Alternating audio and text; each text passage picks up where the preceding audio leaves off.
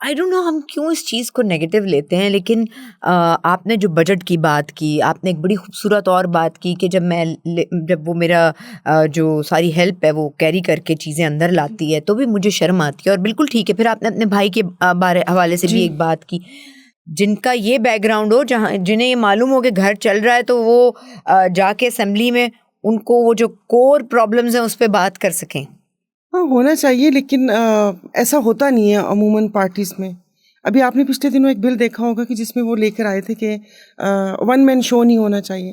تو ہر پارٹی میں ہی ون مین شو ہوتا ہے.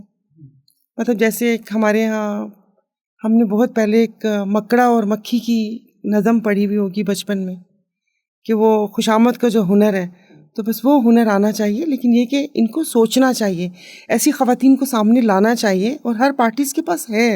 ایون جو بیک بینچرز ہیں، میں تو ان جو 5 سال میں دیکھا، ظاہر ہے گورنمنٹ بھی دیکھی اور اپوزیشن بھی دیکھی، تو وہ نہیں ان کی سنی جاتی. اچھے لوگ بھی ہیں، سب ایک جیسے نہیں ہیں. یہ صرف جو خرابی ہے وہ آگے بیٹھنے والی 2 لائنوں میں ہے. ہمارے پیر صاحب پگھارا نے ایک بات کہی تھی، تو انہوں نے کہا تھا، کہیں بیٹھے ہوئے تھے اور کوئی گفتگو چل رہی تھی، تو انہوں نے کہا تھا کہ بابا خدا نخواستہ بی جے پی کی بھی حکومت آ جائے گی تو یہی 2 لائنیں ان کے ساتھ بھی بیٹھی ہوئی ہوں گی. تو مطلب ہر حکومت میں وہ لوگ ہوتے ہیں. لیکن جیسے اب آپ نے ریزرو سیٹ کا کہا، تو جہاں پر خواتین کے اتنے استحصال کی بات ہوتی ہے، تو میرا خیال ہے کہ ریزرو سیٹ جو میں نے اسمبلی میں جا کے دیکھا کہ صرف کاؤنٹنگ پہ ہوتا ہے کہ ہاں ایک نمبر ہے، نہ ان کی سنی جاتی ہے. اور اکثر تو وہ کہہ رہے ہیں نا کہ تانے بھی ملے جاتے ہیں کہ آپ لوگوں کو یہاں اسمبلی میں پارٹی لے کر آ گئی ہیں.